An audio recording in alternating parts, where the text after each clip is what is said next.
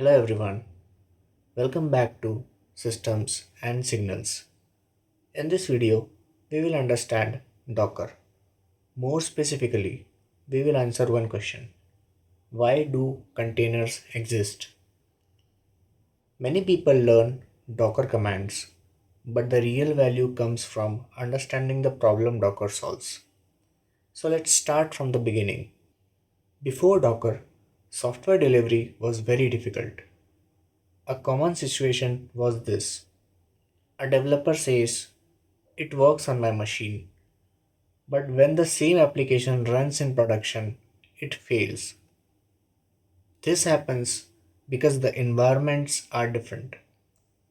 Different machines have different dependencies, different versions, different configurations, so teams waste a lot of time fixing environment issues instead of building features. This was one of the biggest problems in deployment. Let's look at why software often failed in production.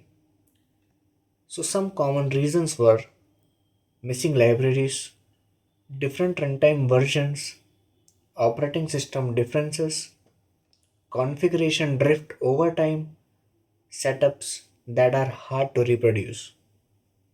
Even small differences can break applications. So, consistency was missing, and that is where Docker comes in. Docker introduced one powerful idea. The idea is very simple. Package the application with everything it needs to run. That basically includes the code, all the dependencies, the runtime, and the configuration, which is needed to actually run the application.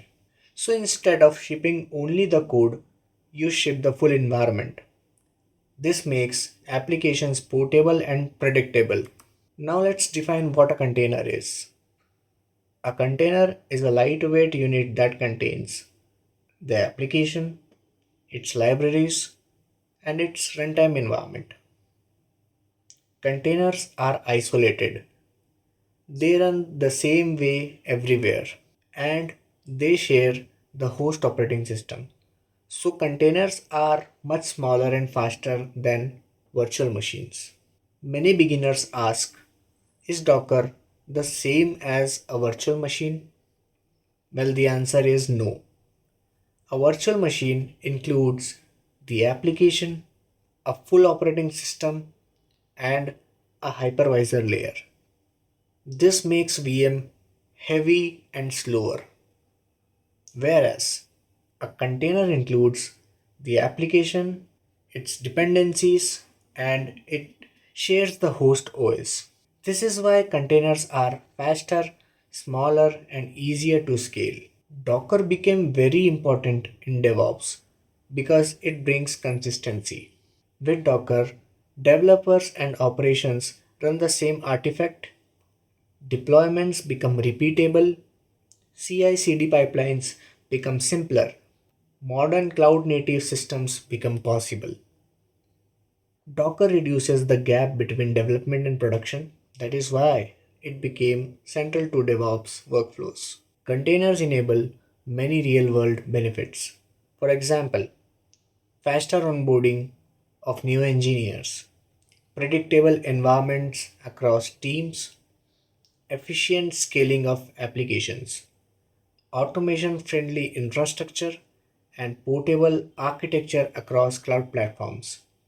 This is why containers are used everywhere today. They make systems easier to build and deliver. So, what is the main takeaway? Docker exists because software needs consistency. Containers solve the works on my machine problem. They package applications with their environments. That is why Docker became so important in modern DevOps. In the next video, we will run our first container step by step. If you found this useful, consider subscribing to Systems and Signals. Thanks for watching, and I'll see you in the next one.